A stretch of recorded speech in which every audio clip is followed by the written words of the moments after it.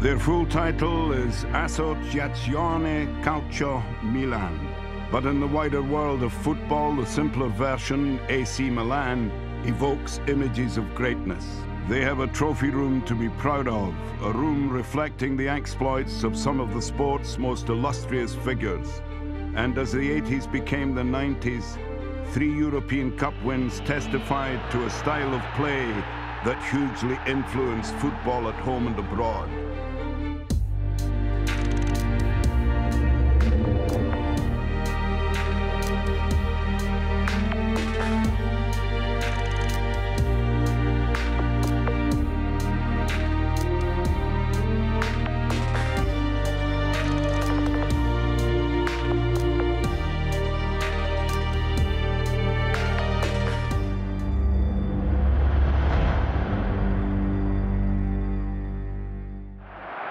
In the 1960s, Milan won the European Cup twice, but the next 2 decades brought little to cheer for fans of the Rossoneri. Everything changed in 1986 when the media tycoon and future politician Silvio Berlusconi became president of a club that just 4 years previously were in the 2nd division and had earlier been found guilty of match fixing. In 1987, Berlusconi appointed Arrigo Sacchi as manager, a decision that surprised many. Berlusconi made a real Italian story come true. He'd given a Ferrari to a complete stranger. Sacchi's Serie B team Parma had eliminated Milan from the Coppa Italia the previous year. They asked me, how can you coach winners if you've never won anything yourself? And I said, I never knew you had to be a horse to be able to train one. He was a bit of a surprising choice, in the sense that he hadn't had much experience. He'd coached Parma in Serie B and done a good job, but he was a coach who knew very little. Despite the skepticism, the unproven 41-year-old was about to shake up Italian football. The arrival of Arrigo Sacchi was fundamental for us, for the club, for Milan. After so many years of mediocre finishes. As Italians, and because of our football culture, we are prepared to defend and then go on the counter-attack. He wanted the complete opposite. Dutchman Ruud Gullit was a major part of Sacchi's revolution. Gullit was signed for a world record fee equivalent to $10 million. It was crazy. I never felt it was like a weight on my shoulders, the amount of money that they paid for me. It was a new adventure. It was something I always dreamt of. Gullit was joined by his Dutch international teammate Marco van Basten, transferred from Ajax. AC Milan was a very traditional club who were in the years before had some problems. And there was a new president who wanted to make history, and he was really eager to win something. He had the power and also the money to realize something really big. Gullit was the leader. He had a very strong character. For me, he was number one, and he helped me a lot to change the team's mentality.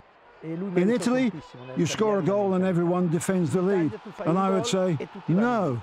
When we score a goal, we keep on attacking.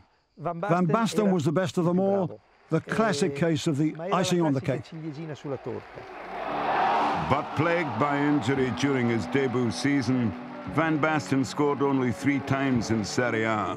Yet Milan played a style of football essentially foreign to Italy, a country best known for a cautious approach to the game. I saw that all the great teams, in order to be great, had something in common. They all looked to dominate on the pitch, dominate play, and control the game at all times. This was my aim. But my greatest objective was to make people enjoy themselves. It's fantastic that we played new football, a different type to what was usually seen in Italy. So for us, it was pleasing to play a style of football that appealed to the fans. Not only ours, but other teams as well. With 3 matches left of the 1987-88 domestic league season, Milan visited leaders Napoli. We were 1 point off the lead. We had to go to Napoli, and there were 90,000 of their supporters there, and Napoli had to win to virtually seal the title. Milan went to the top of Serie A with a 3-2 win, thanks to 2 goals from Pietro Paolo Virdis and 1 from the returning Marco van Basten. The Napoli fans applauded us at the end of the match, and that meant we were putting on a show that people enjoyed. To become champions, Milan needed only a draw on the final day. We went there convinced that we wouldn't lose the title. The stadium was full of excited Milan fans. It's an occasion I'll never forget. Away to Como, Milan took the lead after just 2 minutes through leading scorer Virdis. Como equalised, but the draw was enough. Milan were champions of Italy for the first time since 1979. I hadn't won anything up to then, so I had no idea what it was like to win the Scudetto. It gave me immense satisfaction to win it. It was perhaps the greatest feeling I've ever experienced. And the city's black and red half celebrated in style. The Como game was a party that ended at the San Siro. Since the cities are so close, Como and Milan, we went back and celebrated after the game at our own stadium, the San Siro. The best thing about that day was the evening. I remember the San Siro being full, between 70 and 80,000 people who were waiting to greet us to do a lap of honour and thank us. And we thanked them for all their support during the season.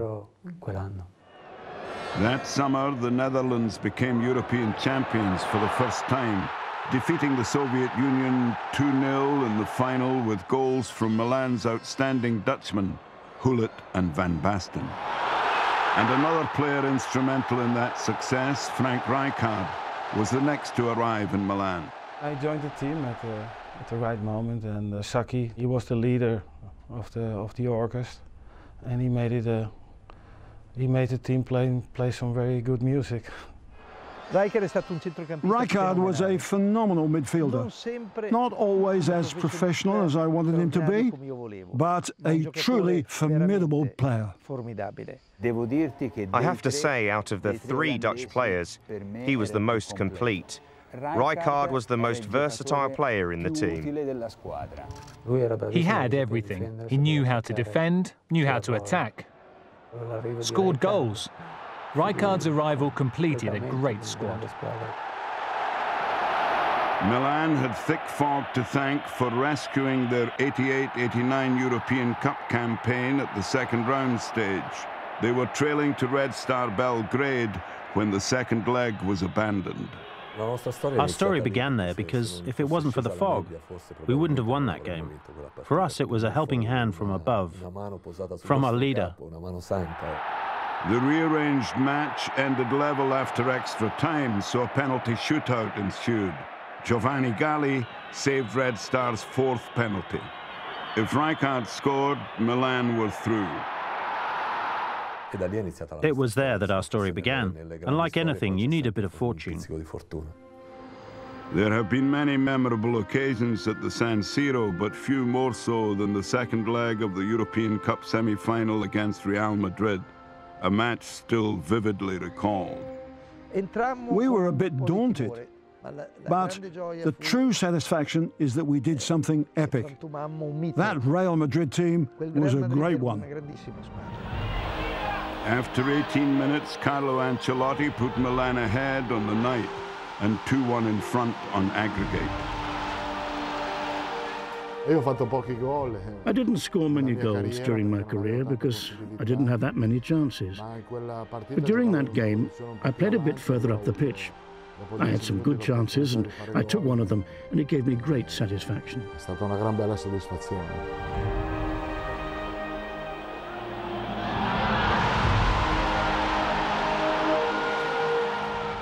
That team was different from other Italian teams because it always wanted more. We were 2 up and wanted another.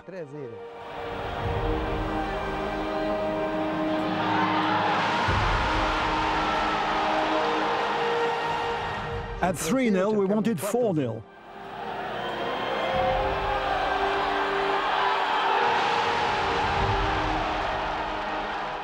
At 4-0, we wanted to score a fifth, and if the match had gone on, we would have wanted more. It was a fantastic occasion for us. For me, it was the moment when Milan astonished the world of football. We played them off the pitch. It was like we were playing a training match. That's where we opened everyone's eyes and proved that the team was back in the European elite again. Sacchi's Milan team played a 4-4-2 formation with the emphasis on attack, but in keeping with Italian tradition, they built from the back. Right back Tassotti, centre-backs Franco Baresi and Alessandro Costacurta, and left-back Paolo Maldini formed the cornerstone of much of Milan's success. 4 players were together for so many years, 10 years, and that was very important. The 4-man midfield provided creativity and flair that allowed Ruud Gullit and Marco van Basten to score the majority of Milan's goals. This was the lineup for Milan's first European Cup final since their 1969 victory, and their fans travelled en masse to Barcelona to see them face Steaua Bucharest of Romania. It was the first final and had something that these days is probably impossible. A stadium filled with red and black, up against maybe just 300 or 400 Steaua fans. It's impossible to lose here because if you see all these people and all these crowd, that was, I think, something very emotional. Baresi asked me, what if we lose?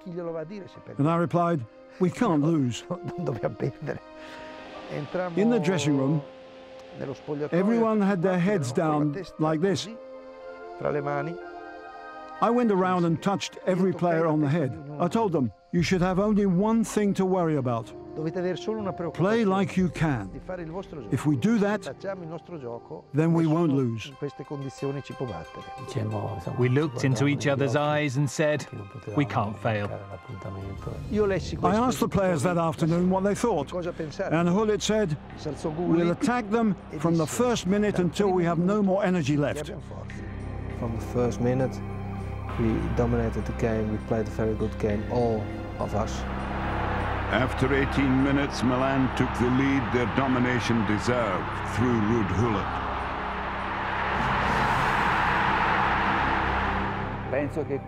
That was the perfect match. If you watch Milan against Steaua on TV today, and you're with a coach who wants to play a 4-4-2 formation with his team, that game is the perfect example. 9 minutes later, Marco van Basten added a second. Every player who performed with the team reached a very, very high level. And not only individually, but as a team. Ruud Gullit made it 3-0. But Sacchi was not satisfied. I told them at 3-0, let's go for more. 2 minutes after half-time, Milan did just that. Marco van Basten scored his second of the game. It was such an unbelievable result for us. In fact, we took our foot off the accelerator at 4-0. At last, Milan were once again champions of Europe. When we won the cup for the first time, I experienced something I'd never experienced before in life or in football. And it's something I recommend for everyone to try. Waking up the next morning with that sweet taste of success in your mouth. And in December that year, Milan took on South American champions Atlético Nacional of Colombia in Tokyo for the Intercontinental Cup. Berlusconi always said he wanted to take Milan to the top of the football world.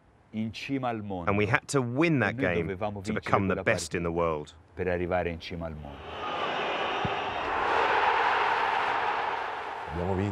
We won a difficult game, with a goal from Ivani, 1 minute from the end of extra time. It was extraordinary. First the Scudetto, then the European Cup, then the Intercontinental Cup. It was an achievement that no one could have imagined or believed a year and a half earlier. But at the beginning of the 1989-90 season, Ruud Gullit suffered a serious knee injury. He would play only twice in Serie A. Without Gullit, Milan's defense of their European title once again pitted them against Real Madrid, this time in the second round. They were very angry because we always knocked them out of competitions. They even lost against us in friendlies. Every time they met Milan, they'd lose, so that was their last chance. A 2-0 home victory was enough to carry Milan through, despite the 1-0 defeat in the second leg. They went on to reach the semi-finals, where they faced another European heavyweight, Bayern Munich. We won the first leg at home 1-0. For the return, we were missing 5 first-choice players. They lost 2-1 in Munich, but reached the final again thanks to Stefano Borgonovo's crucial away goal. The Austrian capital, Vienna, played host to the final. Milan's opponents were Benfica, runners-up 2 years previously. We were not in the best of form when we went there. Sacchi knew it. He hid that fact. But I think he knew we weren't up to playing with our usual energy. And there was a surprise name on the Milan team sheet, Ruud Gullit. There were 2 ways for the Benfica players to look at it. On one hand, caution, because Gullit is playing, let's be careful. On the other hand, with him having been out for 10 months, they'd be thinking, he will not be as fit as the others. Even for us, it was a surprise when he picked him for the final. But we were happy because we knew Ruud's value, what he could do, even if he wasn't 100% fit. We could have won everything, but we lost out on the league to Napoli. We lost the Italian Cup final against Juventus. And so, from the 3 trophies we could have won, we were left only with the final against Benfica, so we had to win. It was a very tough game because Benfica were a very organised team. We weren't at our best, as we had been the previous year. But Milan were good enough, just. We made Van Basten drop back. We knocked the ball forward, finding Rijkaard in space.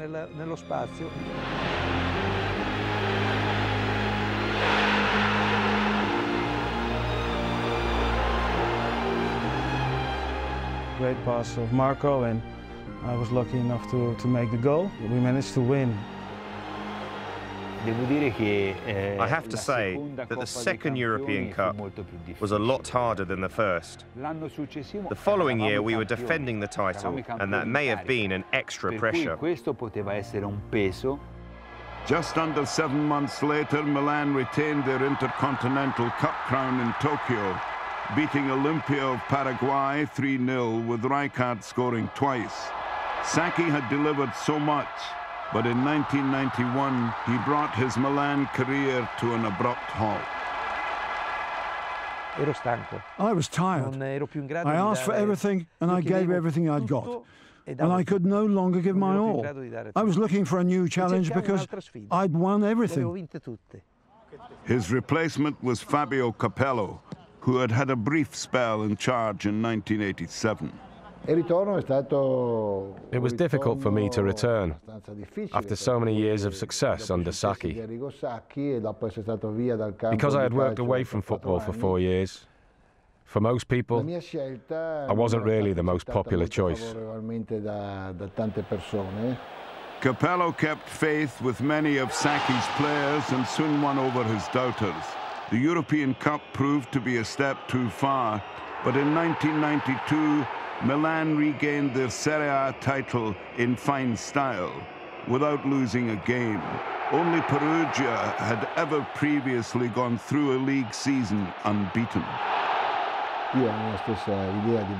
I had the same opinion as Berlusconi in terms of keeping the side together. And that team became known as the Invincibles because we went 58 games unbeaten. That's a record.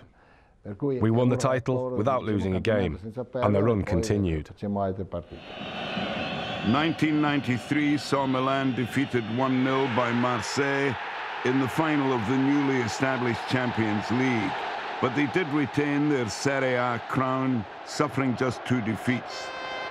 However, their joy was tempered somewhat by the departures of both Frank Rijkaard and Ruud Gullit. Milan didn't believe I could play 3 matches in a week, something like that, that I had problems with my knees. The bad thing for me was that I couldn't prove it because they didn't give me the possibility to show. Milan coped admirably without their masterly Dutchman. A hat-trick of Serie A titles was completed in 1994, Milan conceding 10 goals all season in the process.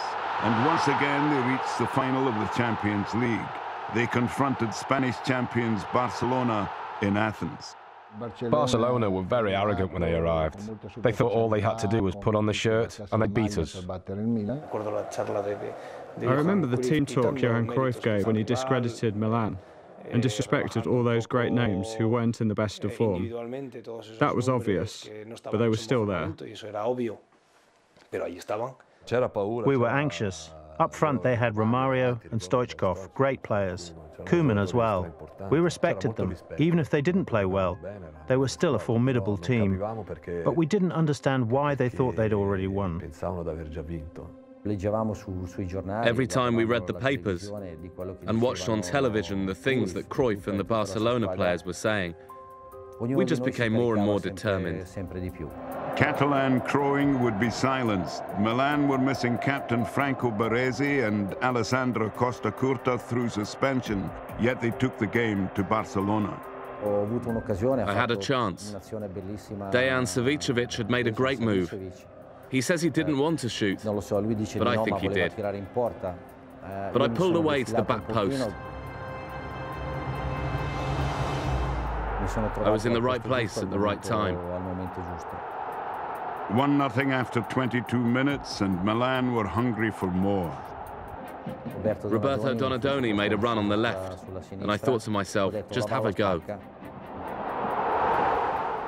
To score on the stroke of half-time relaxed us a bit more. And after the break, there was no respite for Barcelona. Savicevic, I remember, scored a goal from almost the touchline, with Zubizarreta out of his goal. From a technical point of view, the execution, it was a goal that won't be equalled. Marcel Desailly rampaged forward to complete a 4-0 rout. If you want to play music at the highest level, then you need true maestros who will form an orchestra good enough to perform all over the world. And that team was exactly that. In that game, those players reached heights that they had never scaled before, and we could have beaten anyone.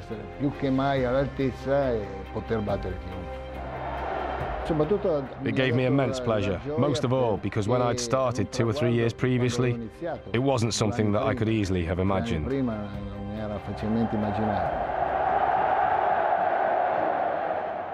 Though a controversial public figure, Silvio Berlusconi succeeded impressively as president of Milan. Within 8 years of taking over also Rans in 1986, he had driven the Rossoneri to a multitude of titles, notably the Championship of Italy 4 times and of Europe on 3 occasions. We had a squad of players who were very technical and physical, and had strong personalities.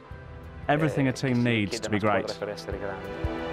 And not forgetting 2 innovative managers. The great success of that Milan side was how they excited the fans, every team's fans. AC Milan team in the end of the 80s, beginning 90s were special. We had a lot of good players in every position. Milan are great for many reasons. They are the club with most titles in the world because there's a good president, a philosophy, a culture. To say you've played for Milan, the most titled club in the world, is something special.